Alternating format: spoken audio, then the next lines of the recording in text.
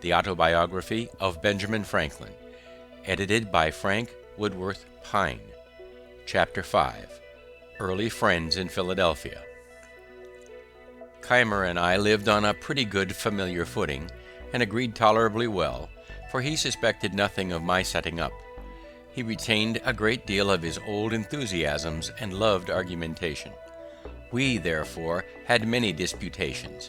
I used to work him so with my Socratic method, and I had trepanned him so often by questions apparently so distant from any point he had in hand, and yet by degrees led to the point and brought him into difficulties and contradictions, that at last he grew ridiculously cautious, and would hardly answer me the most common question without asking first, "What do you intend to make from that?" However, it gave him so high an opinion of my abilities in the confuting way, that he seriously proposed my being his colleague in the project he had of setting up a new sect. He was to preach the doctrines, and I was to confound all opponents. When he came to explain with me upon the doctrines, I found several conundrums, which I objected to, unless I might have my way a little too, and introduce some of mine. Keimer wore his beard at full length, because somewhere in the Mosaic law it is said, "Thou shalt not mar the corners of thy beard." He likewise kept the seventh-day Sabbath, and these 2 points were essential to him. I disliked both, but agreed to admit them upon condition of his adopting the doctrine of using no animal food. "I doubt," said he, "my constitution will not bear that." I assured him it would, and that he would be better for it.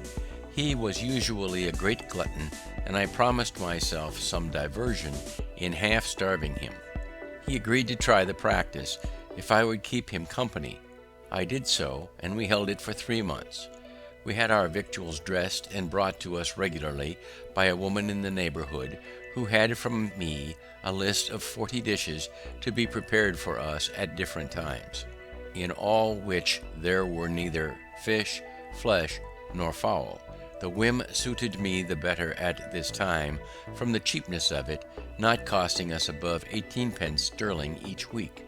I have since kept several Lents most strictly, leaving the common diet for that, and that for the common, abruptly, without the least inconvenience, so that I think there is a little in the advice of making those changes by easy gradations.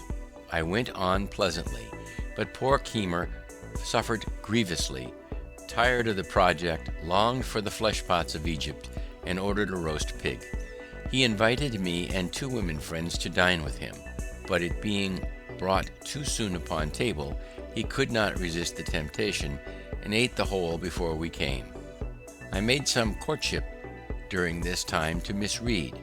I had a great respect and affection for her, and had some reason to believe she had the same for me. But as I was about to take a long voyage, and we were both very young, only a little above 18, it was thought most prudent by her mother to prevent our going too far at present, as a marriage, if it was to take place, would be more convenient after my return, when I should be, as I expected, set up in my business. Perhaps, too, she thought my expectations not so well founded as I imagined them to be. My chief acquaintances at this time were Charles Osborne, Joseph Watson, and James Ralph, all lovers of reading. The 2 first were clerks in an eminent scrivener or conveyancer in the town, Charles Brockton. The other was clerk to a merchant. Watson was a pious, sensible young man of great integrity. The others rather more lax in their principles of religion, particularly Ralph, who, as well as Collins, had been unsettled by me, for which they both made me suffer. Osborne was sensible, candid, frank, sincere, and affectionate to his friends, but in literary matters too fond of criticizing. Ralph was ingenious, genteel in his manners, and extremely eloquent. I think I never knew a prettier talker. Both of them were great admirers of poetry, and began to try their hands in little pieces. Many pleasant walks we 4 had together on Sundays into the woods near Schuylkill, where we read to one another and conferred on what we read. Ralph was inclined to pursue the study of poetry, not doubting but he might become eminent in it and make his fortune by it, alleging that the best poets must, when they first begin to write, make as many faults as he did. Osborne dissuaded him, assured him he had no genius for poetry, and advised him to think of nothing beyond the business he was bred to, that in the mercantile way.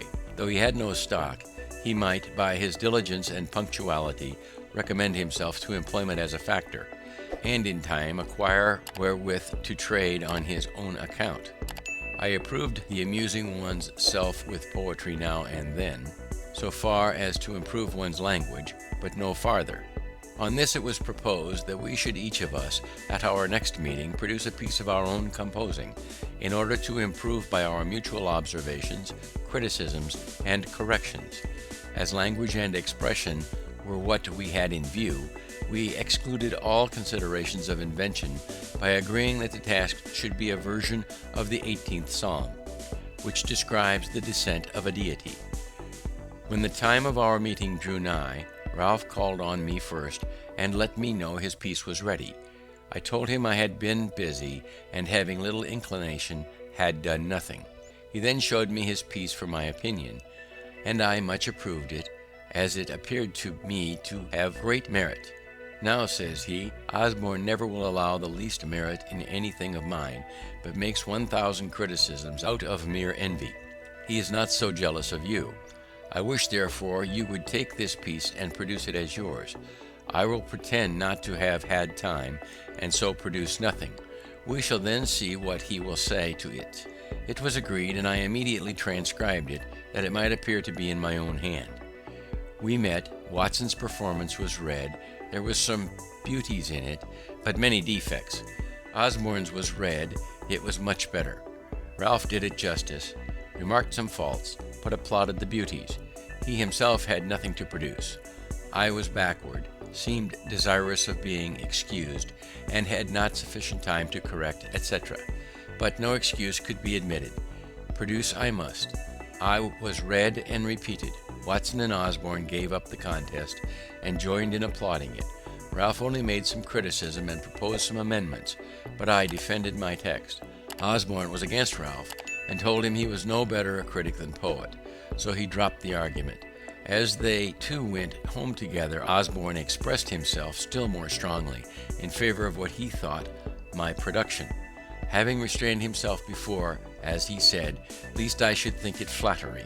But who would have imagined, said he, that Franklin had been capable of such a performance, such panting, such force, such fire?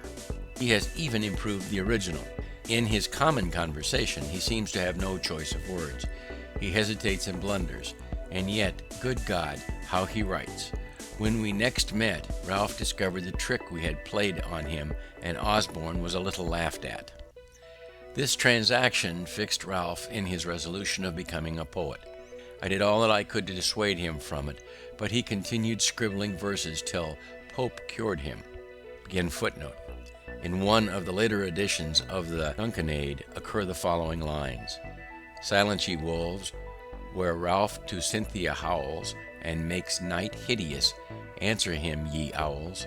To this the poet adds the following note: James Ralph, a name inserted after the first editions, not known until he writ a swearing piece called Swaney, very abusive of Dr. Swift, Mr. Gay, and myself. End footnote. He became, however, a pretty good prose writer. More of him hereafter. But as I may not have occasion again to mention the other two, I shall just remark here that Watson died in my arms a few years after, much lamented, being the best of our set. Osborne went to the West Indies, where he became an eminent lawyer and made money, but died young. He and I made a serious agreement that the one who happened first to die should, if possible, make a friendly visit to the other and acquaint him of how he found things in that separate state. But he never fulfilled his promise. End of chapter 5.